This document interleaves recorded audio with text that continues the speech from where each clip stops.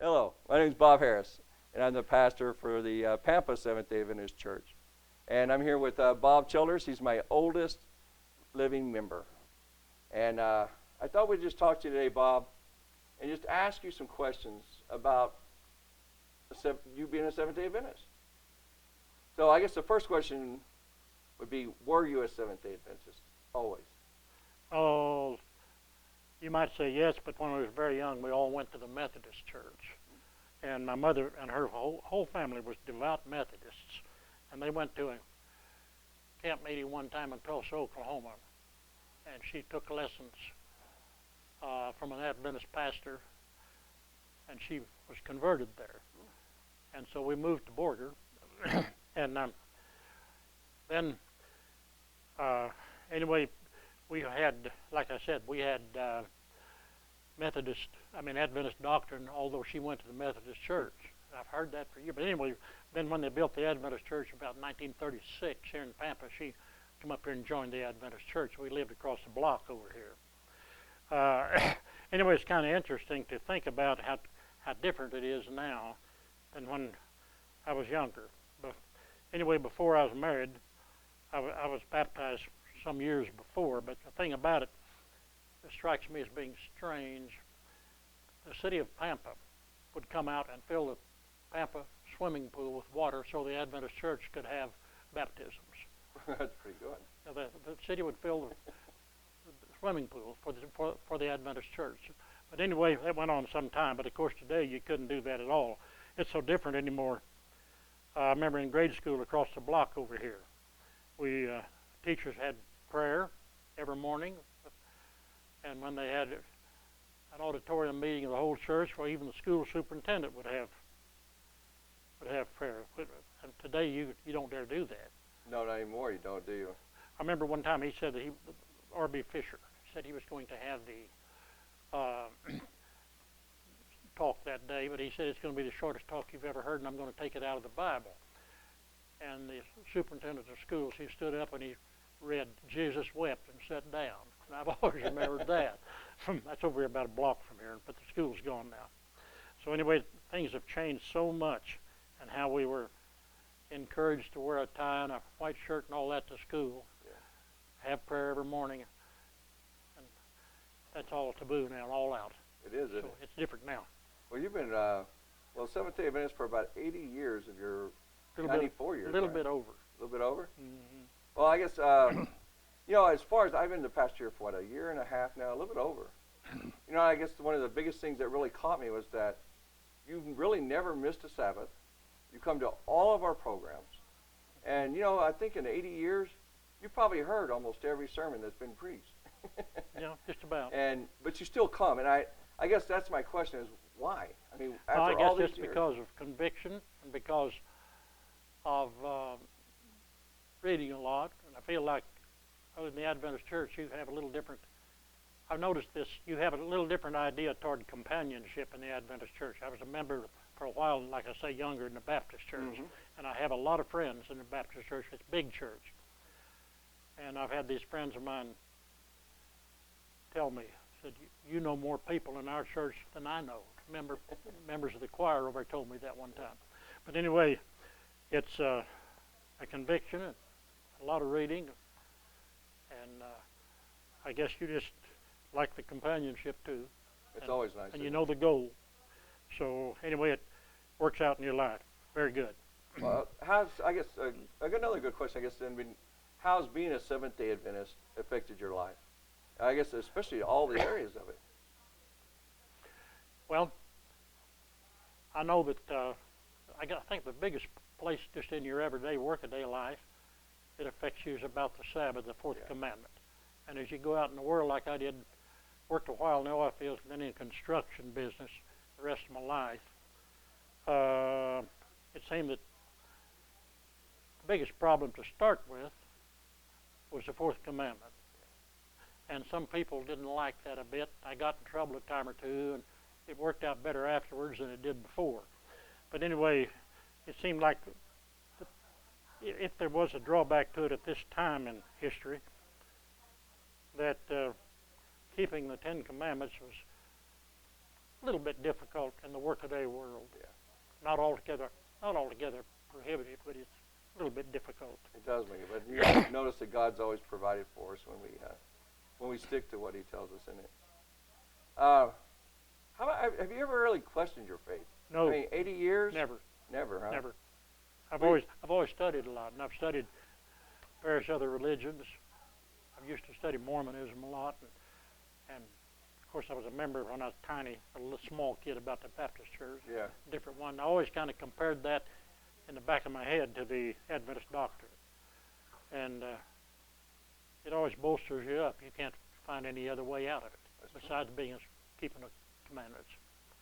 Well, I was thinking about you. Told me you were born in 1920, and I guess one of the biggest questions is over the years, 1920 wasn't the same thing as we get today.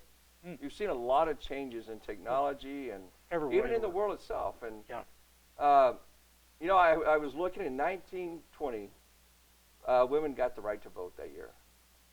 And I remember that real well. Yeah, real I well. heard Real you well. would, right? Yeah, And even the Model T was still the newest car in town. that's right. And then I guess the last thing I noticed there was that Warren G. Harding was the president. Right. You know, there's been 14 other presidents since you've been alive. That's right. That's right. I guess, but my question here, I guess, then is that do you find it challenging or having to change your faith when the change of the world? Well, I think every day you have challenges in different ways, different temptations, and different ideas thrown to you. You've got to learn to ignore it or know why you don't believe it. Yeah. So if you study quite a bit, if you try to read quite a bit, I don't seem to read as much right now as I used to, but I used to read a lot. Well, you pretty well got it in your head. And I watch a lot of the friends I've had who read nothing, and they're church members, but they know very little about their own church's doctrine. And I've asked some of them, tell me your church's doctrine, and they said, I don't know what it is, which kind of baffled me. But anyway, it's so different than the Adventist church, who has all the beliefs that are scriptural. So, so different. That's to me, that's one of my favorite things is that about being a Seventh-day Adventist is that we encourage our members to really study. I mean, when I get up here and preach on Sabbath morning, the last thing I want somebody to do is just take my word for it. Yeah. I want them to go home, and I hope that we inspire them to really read and ensure that what I'm teaching, what I'm preaching, is the truth. Sure. And I hope that they do that. Well, Bob, I guess what do you think is the most, other than Sabbath, I guess, though, but what do you think is the most unique aspect of our religion? Well, the adherence to dedication in the church, dedication to doctrine, and then, to a certain extent, the health message, I think, would be one. And diet, and I was kind of impressed by the insistence that lots of Adventist kids should go to college and become doctors or nurses or somebody. Education is what they stress, which is a good thing. It is. We do have a very good educational program, right, from start to finish.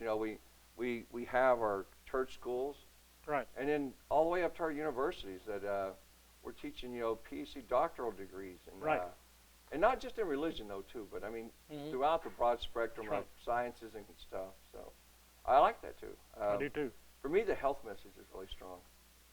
I love the health message, and it's probably one of the reasons I came into the church. Well, what about misconceptions? What's one of the strongest ones? I had an experience just the other day. Misconceptions of the Adventist church. I had a Baptist preacher come by my house and talk to me a while. And he wanted to know, as usual, if you're saved or so on. But anyway, in the conversation, he said, you're a Seventh-day Adventist, aren't you? And I said, yes. You want to know what church I was in? And he said, oh. He was rather emphatic about it. Anyway, he said, we worship Christ and you worship a day. And I've always thought that was what a wild idea they had. That was a misconception if I ever heard one. That's true. But he talked like he believed it. But he was kind of belligerent. Yeah. But anyway, he said you worship a day. And I thought, well, you're so misinformed on that it's pitiful. True. But anyway, he believed it. Well, guess then, if there was something you wanted other people to know about being a Seventh-day Adventist, what would you tell them is the most? I mean, I guess the most exciting part of being there. Well, doctrine of the Adventist Church, the doctrine that they tell that this thing won't go on forever, that there is a judgment coming. And I guess it'd be kind of like, again, kind of like in Noah's day, to get ready, if you could. So, and everybody could if they wanted to. But anyway, I think that's the main emphasis, is to get ready for Christ to come, which is a good doctrine. It is. A good, solid doctrine. I agree. I love the Adventist doctrine. And, yes. Especially that we are so Bible-based and doctrinal as far as this second coming of Christ. Mm-hmm. Well, you said you read a lot.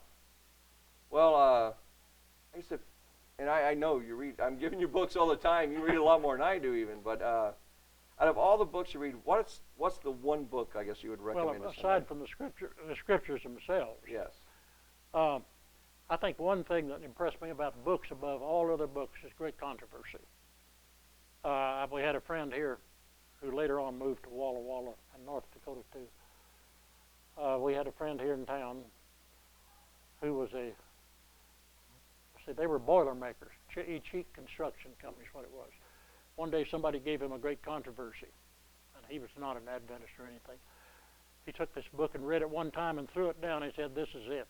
Yeah. And he became one of the leaders in the Adventist church at that time. This is long about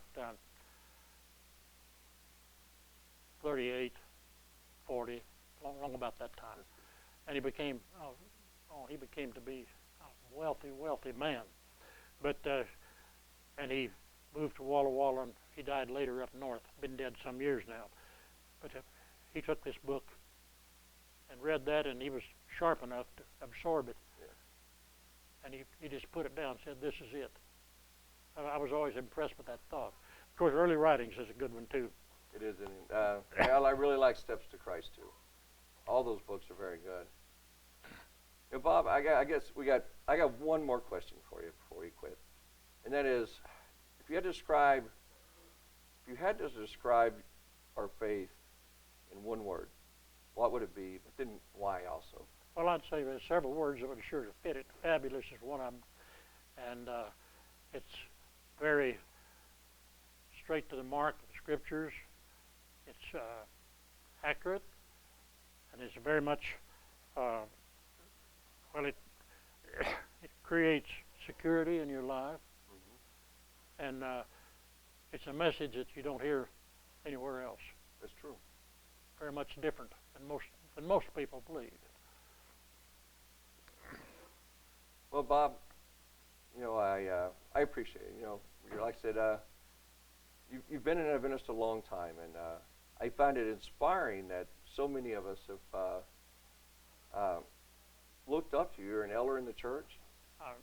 You still preach at 94. You're still preaching at times for us, and I don't know. Personally, I just want to say thank you because, like I say, you're definitely inspiring.